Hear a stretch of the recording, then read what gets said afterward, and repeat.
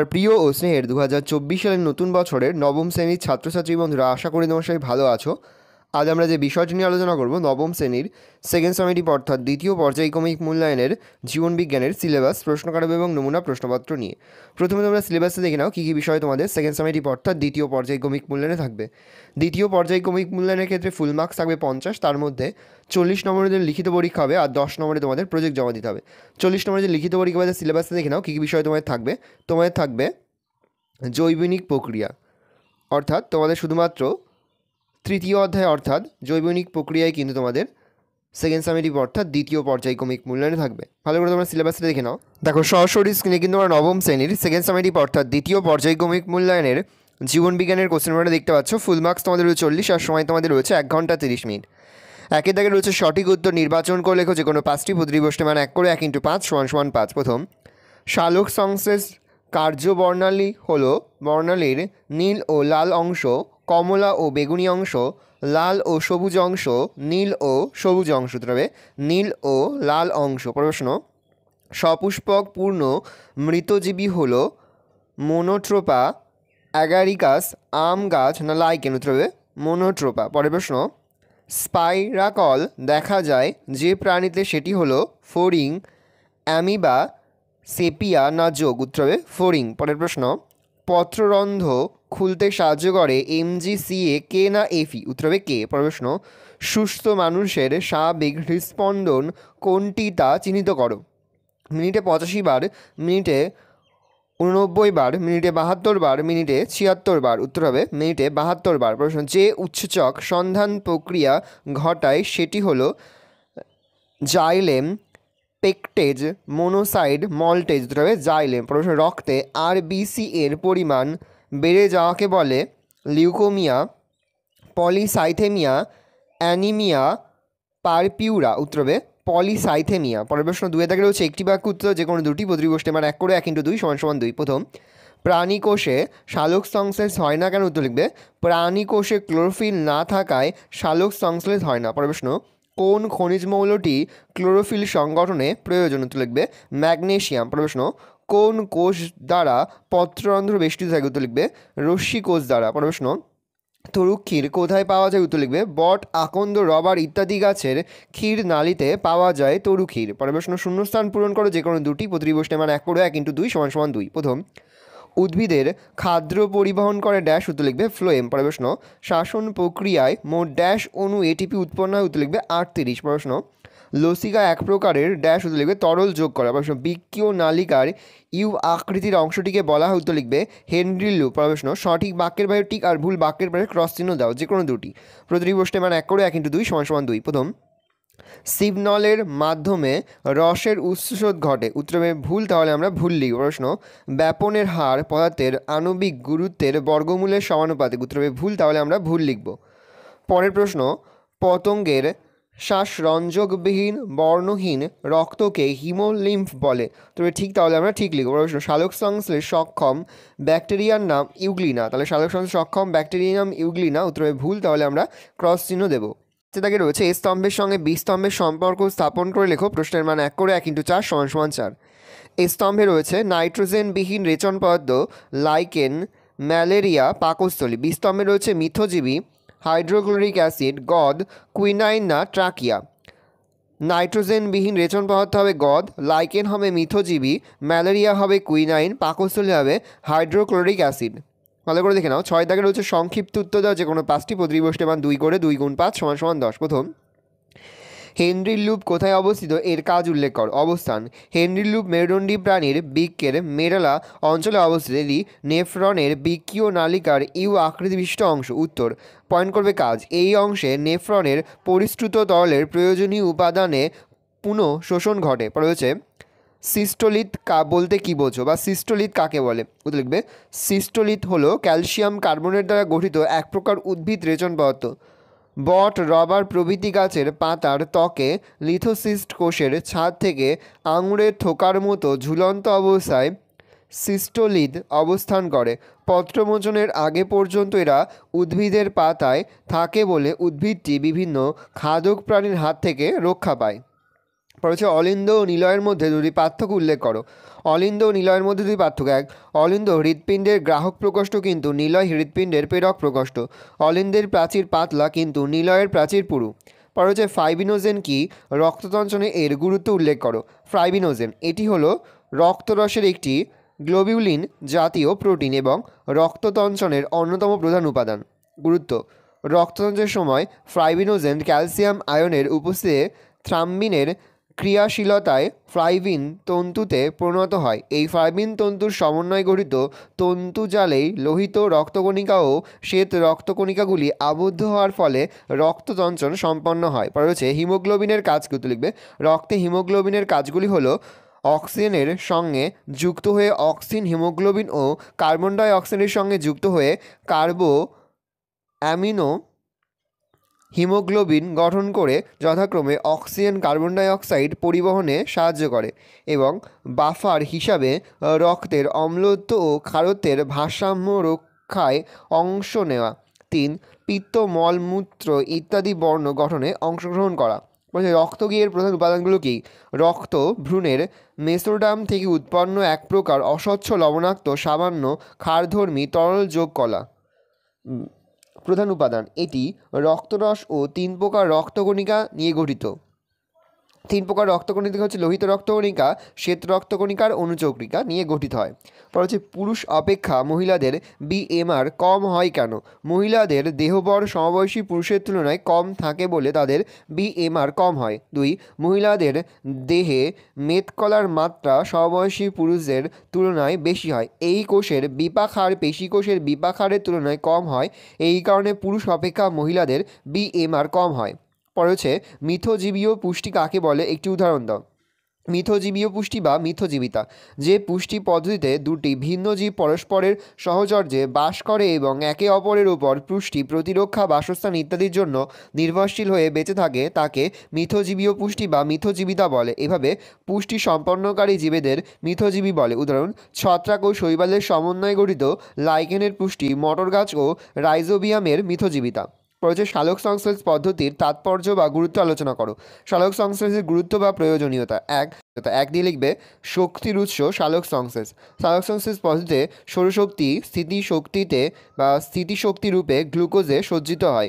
গ্লুকোজে সজ্জিত স্থিতিশক্তি খাদ্য শৃঙ্খলের মাধ্যমে অন্যান্য জীবের দেহে প্রবাহিত হয়। সুতরাং সালোক সংশ্লেষে প্রস্তুত খাদ্যের মধ্যে সঞ্চিত স্থিতিশক্তি সমস্ত জীবকুলের শক্তির উৎস।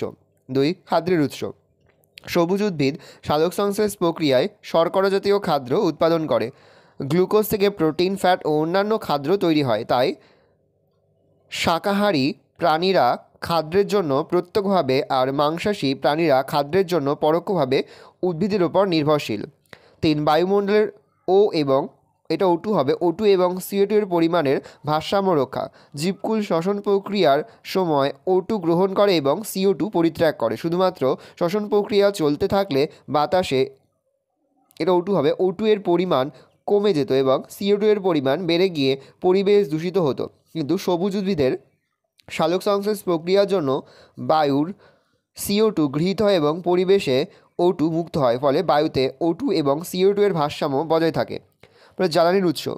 প্রাকৃতিক বিপর্যয়ের ফলে উদ্ভিদ মাটির নিচে চাপা পড়ার বহু বছর পরে কয়লা ও খনিজ তেল রূপান্তরিত হয়। কয়লা ও খনিজ তেল সঞ্চিত শক্তি হল প্রকৃতপক্ষে অতীতকালের সালোক সংশ্লেষের মাধ্যমে আবদ্ধ সৌরশক্তি, অর্থাৎ সমস্ত জ্বালানির উৎস হল উদ্ভিদের সালোক সংশ্লেষ। 5 দিয়ে পয়েন্ট করবে মানব সভ্যতার অগ্রগতির ভূমিকা। উদ্ভিদ থেকে আমরা খাদ্য, কাঠ, কয়লা, বস্ত্র, রবার, কাগজ, বিভিন্ন প্রকার রং, আঠা, ভেষজ, ওষুধ ইত্যাদি প্রয়োজনীয় সামগ্রী পেয়ে থাকি। সুতরাং মানব কল্যাণে ও মানব সভ্যতার বিকাশে সালোক সংশ্লেষের অবদান অপরিসীম। উপাধি রয়েছে বাষ্পমোচনের গুরুত্ব বা প্রয়োজনীয়তা লেখো এবং ক্ষতিকারক দিকগুলি উল্লেখ করো। দেখো, পয়েন্ট করবে প্রথম, রসের উৎস স্রোত। বাষ্পমোচনের ফলে বাষ্পমোচন টানের সৃষ্টি হয়। এটি জাইলেম বহিকার নিরবিচ্ছিন্ন জলস্তম্ভের ওপর একটি টান সৃষ্টি করে এবং জলস্তম্ভকে উপরে তুলতে সাহায্য করে, অর্থাৎ রসের উৎসস্রোতের অন্যতম কারণ হলো বাষ্পমোচন। 2, উদ্ভিদের তাপমাত্রা নিয়ন্ত্রণ। বাষ্পমোচন প্রক্রিয়ায় অতিরিক্ত জল নির্গত হওয়ার ফলে উদ্ভিদদেহ সতেজ ও শীতল থাকে। 3. জল শোষণ। বাষ্পমোচনের ফলে উদ্ভিদে জলের যে ঘাটতি দেখা যায় তা উদ্ভিদের মূলরোম দ্বারা জল শোষণের পরিস্থিতির সৃষ্টি করে।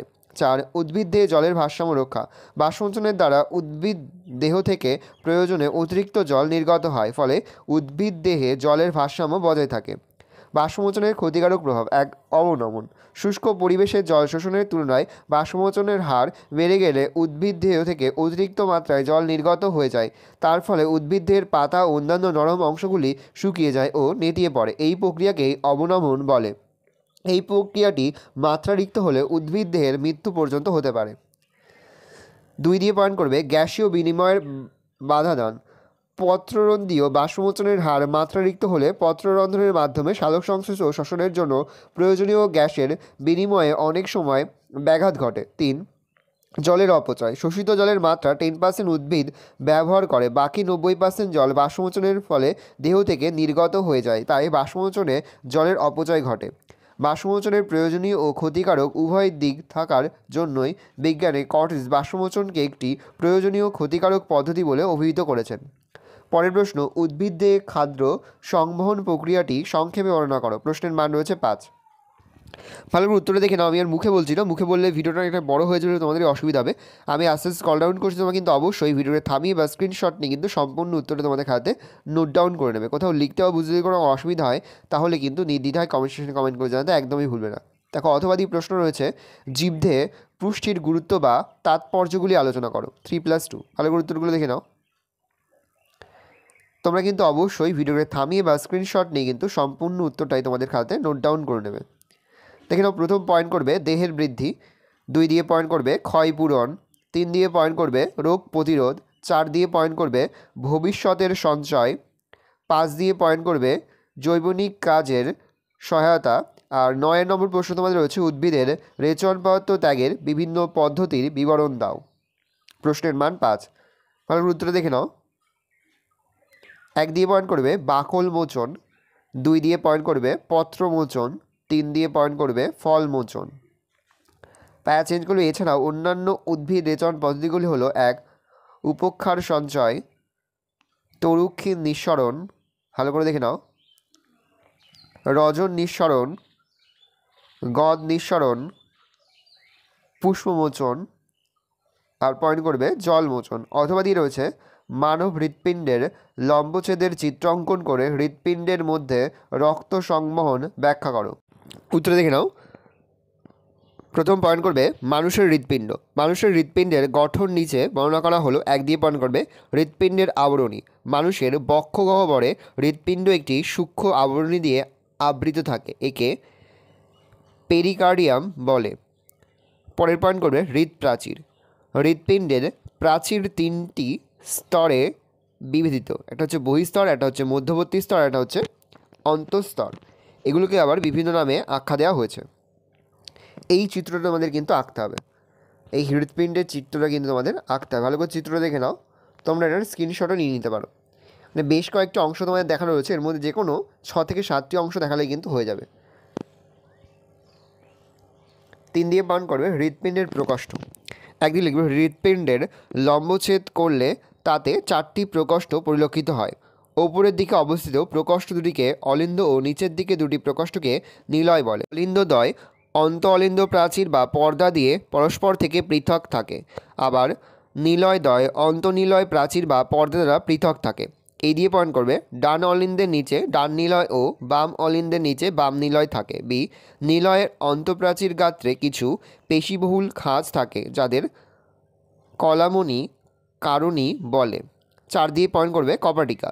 বাম অলিন্দ ও বাম নিলয়ের মাঝে বাইকাসপিড বা দ্বিপত্রক বা মিট্রাল বা মাইট্রাল কপাটিকা থাকে এবং ডান অলিন্দ বা ডান নিলয়ের মাঝে ট্রাইকাসপিড বা ত্রিপত্রক কপাটিকা থাকে। 2, বাইকাসপিড ও ট্রাইকাসপিড কপাটিকা নিলয়ের মেঝের সঙ্গে কর্ডি টেনিনস নামক পেশিতন্তু দ্বারা যুক্ত থাকে। 3, বাম নিলয় ও মহাধমনীর সংযোগস্থলে অ্যাওর্টিক ভালভ এবং ডান নিলয় ও ফুসফুসীয় ধমনীর সংযোগস্থলে পালমোনারি ভালভ উপস্থিত। 5, সংযোজী রক্তবাহ। হৃৎপিণ্ডের বাম অলিন্দে 4টি ফুসফুসীয় শিরা উন্মুক্ত হয় এবং এদের মধ্যে অধিক O2 যুক্ত রক্ত বাম অলিন্দে প্রবেশ করে। ঊর্ধ্ব মহাশিরা, নিম্ন মহাশিরা এবং করোনারি শিরার মাধ্যমে শরীরের অধিক CO2 যুক্ত রক্ত ডান অলিন্দে প্রবেশ করে। বাম নিলয় থেকে অধিক O2 যুক্ত রক্ত মহাধমনীর মাধ্যমে শরীরের বিভিন্ন অংশে ছড়িয়ে পড়ে। আবার ডান নিলয় থেকে অধিক CO2 যুক্ত রক্ত ফুসফুসীয় ধমনীর মাধ্যমে ফুসফুসে যায়। ভালো করে দেখে নাও উত্তরটা। এই উত্তরটার পাশাপাশি তোমাদের কিন্তু চিত্রটাও আঁকতে হবে। ভালো করে দেখে নাও, এই রয়েছে টোটাল তোমাদের সেকেন্ড সামেটিভ অর্থাৎ দ্বিতীয় পর্যায়ক্রমিক মূল্যায়নের নবম শ্রেণীর জীবনবিজ্ঞানের কোশ্চেন পেপার। ভালো তোমরা কোশ্চেনটা দেখে নাও। আশা করি ভিডিওটা ভালো লেগেছে। ভিডিওটা ভালো লাগলে ভিডিওকে লাইক করতে গেলে ভুলবে না। আর আমার চ্যানেল নতুন হওয়া লাল কালার সাবস্ক্রাইব প্রেস করে পাশে বেল আইকনটা প্রেস করো, যখন নতুন কোনো ভিডিও আপলোড করি সবার ফার্স্ট নোটিফিকেশন তোমরা পেয়ে যাও। আর এই ভিডিওটি তোমার বন্ধুবান্ধবী আত্মীয়স্বজন সবার মধ্যে কিন্তু অনেক শেয়ার করে দাও যারা বছর নবম শ্রেণীতে পড়ছে। আমরা কিন্তু ইতিমধ্যে নবম শ্রেণীর প্রতি বিষয়ের সিলেবাস, প্রশ্ন কাঠামো এবং নমুনা প্রশ্নপত্র কিন্তু আপলোড করে দিয়েছি। তোমরা যদি এখনও পর্যন্ত সেই ভিডিওগুলো না দেখে থাকো, ভিডিওগুলো কিন্তু তাড়াতাড়ি দেখে নাও। তোমাদের সকলকে জানাই আগাম পরীক্ষার অনেক শুভেচ্ছা এবং অভিনন্দন। আশা করি সকলের পরীক্ষায় খুব ভালো হবে। ভালো করে তোমরা কোশ্চেন পেপারটা দেখে নাও।